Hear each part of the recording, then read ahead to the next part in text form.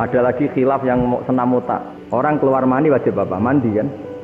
Terus Imam Syafi'i ditanya, kenapa kalau orang lahir kelahiran juga harus mandi? Namanya nifas. Fa innal walada waliyun munakidun. Ya anak ya mani yang menggumpal. Bedanya apa anak dengan mani itu? Jadi fikih itu kadang lucu. Di rumah-rumah tenan dulu lucu. Keluar mani wajib mandi. Berarti kalau keluar anak ya wajib mandi karena hakikatnya anak adalah mani yang mengkristal. Susionis jadi dosen macam-macam itu kan hakikatnya mani. Itu fikih. Nah terus ditanya, kenapa kalau lahir langsung mati tidak wajib disolati? Ya jawabannya Mas Syafi'i lucu.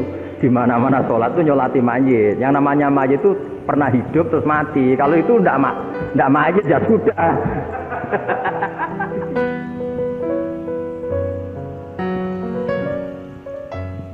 Ada lagi khilaf yang mau senam otak. Fasyamu salah satu ayamin fil haji wa sab'atin idza raja'tum.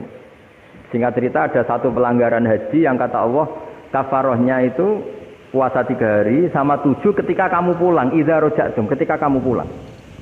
Dalam mazhab Syafi'i yang namanya pulang itu yang haji sudah sampai rumah. Di mana-mana pulang itu ya sampai rumah. Dalam mazhab Abu Hanifah enggak, ketika orang sudah balik kanan dari Arab Saudi, dari Mekah, ya namanya sudah pulang. Misalnya gini, ini Pak Rektor pamit saya, Pak Haris. Gus, Pak Haris mana? Ya sudah pulang kata saya, padahal sampai pandangan sampai depan. Tapi bagi keluarganya belum pulang. Lalu idza raja'tum ketika pulang itu bahasanya siapa? Bahasa istrinya apa bahasa yang ditamoni? Kamu ditamoni orang, terus kamu tamunya mana? Sudah pulang. Tapi tanyakan istrinya, belum pulang. Khilaf-khilaf gini kok jadi geger itu kan goblok banget maksud saya itu. Jadi biasa, gini itu biasa. Jadi ya karena memang ini bukan masalah akidah, ini masalah furu'iyah, masalah fikih itu masalah furu'iyah. Mau tidak mau harus beda. Misalnya di sholat juga gitu. Wa ayu qu'udin qu'adal musolli sokat sholatu. Duduk dengan gaya apapun itu sholatnya sah. Jika sampean kalau haji atau umroh, orang Arab itu jenenge duduk enak-enak awak di kursi. Duduk sopan ya hanya orang Indonesia loh. Kalau sholat itu masih duduk ala orang tasiyat. Kalau sampean di Mekah, duduknya pakai apa coba? Kursi kan? Oh enak sholat duduk. Karena memang takbirnya di fikih dengan duduk gaya apa saja. Nah, makanya sengenak awak duduk di kursi. Ribet kan?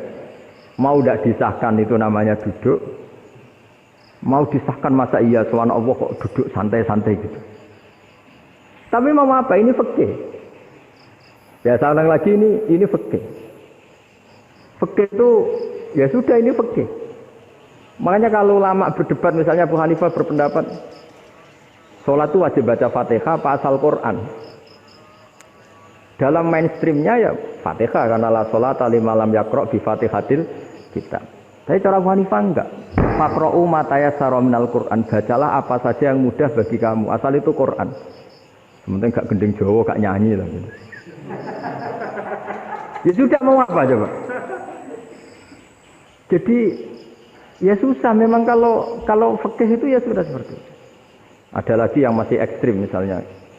Yang namanya menyembelih hewan itu gimana coba? Dari hidup ke mati apa pasti mati disembelih? Cara mazhab Imam Syafi'i yang namanya menyembelih itu penyembelian harus menjadi sebab kematian. Itu yang sah. Saya lagi penyembelian menjadi sebab kematian yang syar'i. Sehingga beliau mensyaratkan hewan yang disembelih ini masih punya hayatul mustaqirrah, punya kehidupan yang normal. Sehingga kalau nggak disembelih ya hidup. Jika kalau ada hewan ketabrak truk kejet-kejet, mesti mati ini buat sembelih. Itu nggak sah karena nggak usah disembelih ya mati kan. Karena ini hanya nunggu koordinasi Israel kan, dia kejet-kejet itu kan prosedur itu. Tapi tidak disembelih pun mati. Tapi cara mazhab Malik enggak. Pokoknya anggere jek duwe nyawa jenenge kewan urip. Dengan kamu sembelih berarti matine mergo mbok sembelih. Meskipun nanti ya enggak usah disembelih ya mati. Coba hitung secara ilmu matematika. Kalau enggak disembelih hidupnya 5 menit. Gara-gara kamu sembelih hidupnya langsung mati. Terus dia matinya, cara di persidangan, matinya disebabkan apa? Disebabkan disembelih apa kecelakaan?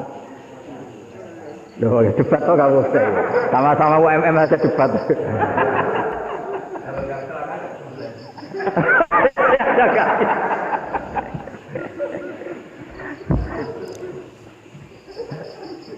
Loh, saya pernah ngalami nyata itu. Saya jalan-jalan sama anak saya pakai motor.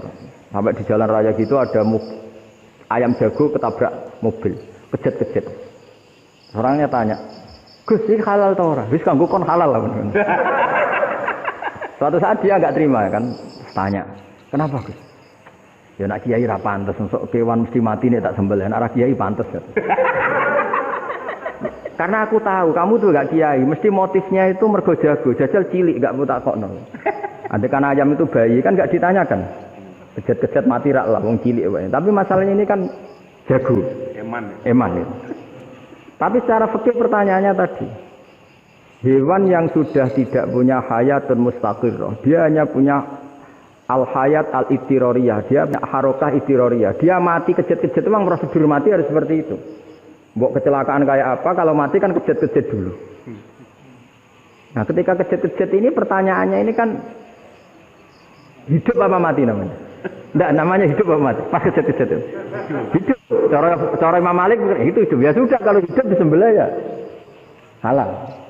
Karena misalnya nanti kalau nggak disembelih, matinya kan 2 menit lagi. Gara-gara disembelih mati sekarang. Tetap penyebab kematian itu nyembelih. Penyembelihan ini sebab kematian. Tapi kalau Imam Syafi'i enggak, cara berpikir wes nemen, paling roh besok kaget langsung mati. Gitu, tapi kamu nyembelih barang mati. Jadi fikih itu kadang unik. Makanya ketika ngitung fikih itu unik.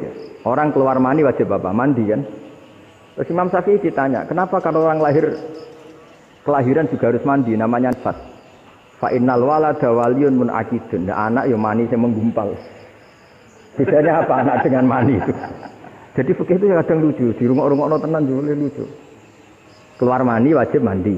Berarti kalau keluar anak ya wajib mandi karena hakikatnya anak adalah mani yang mengkristal. Terus usia jadi dosen macam-macam itu kan hakikatnya mani. Itu fikih. Nah terus ditanya, kenapa kalau lahir langsung mati tidak wajib disolati? Ya jawabannya Mas Syafi'i lucu. Di mana-mana sholat itu nyolati mayit. Yang namanya mayit itu pernah hidup terus mati. Kalau itu tidak mayit ya sudah. Jadi nah iya kan disebut sholat mayit. Yang namanya mayit itu apa? Pernah hidup. Nah ini kan tidak pernah hidup. Maka ya sudah seperti itu. Jadi nggak khilaf itu tidak mungkin. Nah kalau qit'atul lahmin, kalau hanya potongan daging, mungkin wah itu tidak manusia karena qit'atul lahmin. Sekarang pertanyaannya, kalau sudah berbentuk manusia, meskipun tidak pernah hidup, nah ini mulai perdebatan karena melihat tidak pernah hidup itu nggak memenuhi syarat, tapi melihat ini sudah suratu adamiyin, bentuknya sudah. Nah kira-kira gitu perdebatan fikih. Makanya dulu awal mula zaman sahabat itu sudah debat. Masyhur kan Nabi ada kontingen ke Bani Quraidah. Ya kalau kira-kira saya minta Pak Rektor kamu jangan kalau ke Malang jangan sholat asar kecuali sampai Tuban. Sebelum Tuban ternyata matahari mau tenggelam. Terus Pak Rektor milih, wah sudah sholat di Bulu. Padahal belum Tuban. Padahal saya bilang jangan sholat asar kecuali di Tuban. Yang Pak Haris enggak, tetap sholat di Tuban meskipun matahari sudah tenggelam. Karena Nabi menyebut Tuban. Singkat cerita, zaman itu kan Bani Quraidah. La tusolliyanal asra illa fi Bani Quraidah. Kalian semua jangan sholat asar kecuali sampai Bani Quraidah. Ternyata di tengah perjalanan matahari sudah mau tenggelam, kira-kira kurang 2 menit atau 3 menit. Sahabat-sahabat sudah lah kita sholat asar di sini. Kalau sampai sana pasti sudah tenggelam, separuh sholat. Yang separuh enggak, kata Nabi harus di Bani Quraidah. Ya sudah nunggu di Bani Quraidah meskipun matahari sudah tenggelam. Sehingga kita 2 kelompok ini matur, ya Rasulullah kita ngalami ini perdebatan gini-gini. Di semua riwayat di hadis-hadis sahih disebut falam yu'annif wahidan minhuma. Nabi tidak menyalahkan salah satunya atau enggak menyalahkan dua-duanya. Itu bahasa Indonesia juga ribet, yang benar gimana tuh? Enggak menyalahkan salah satunya, apa enggak menyalahkan dua-duanya? Gimana bahasa benernya? Salah satunya. Salah satunya itu dua-duanya? Iya. Enggak, kalau bahasa Indonesia tidak menyalahkan Kedua-duanya. kedua-duanya apa salah satunya yang benar? Kedua-duanya. Kedua-duanya. Bahasa Indonesia itu ya kadang ruwet ya. Orang pinter kayak Pak Habibie itu namanya ya orang luar biasa. Nanti sekolahnya orang-orang idiot itu ya sekolahan luar biasa. Orang pinter banget bahasa Indonesianya ya luar biasa. Kalau sekolah untuk orang-orang yang idiot juga luar biasa. Jadi kalau dipuji luar biasa itu gak jelas ini luar biasa ya. Gak jelas kadang bahasa kita ini kadang ya gak jelas. Nah itu gak menyalahkan dua-duanya apa salah satunya? Keduanya. Tidak menyalahkan kedua-duanya. Misalnya dibahasakan gak menyalahkan salah satunya, benar apa salah? Benar. Benar, ya sudah benar semua. Jadi itu bukti bahwa ijtihad itu boleh. Saya ulang lagi, bukti bahwa ijtihad itu boleh.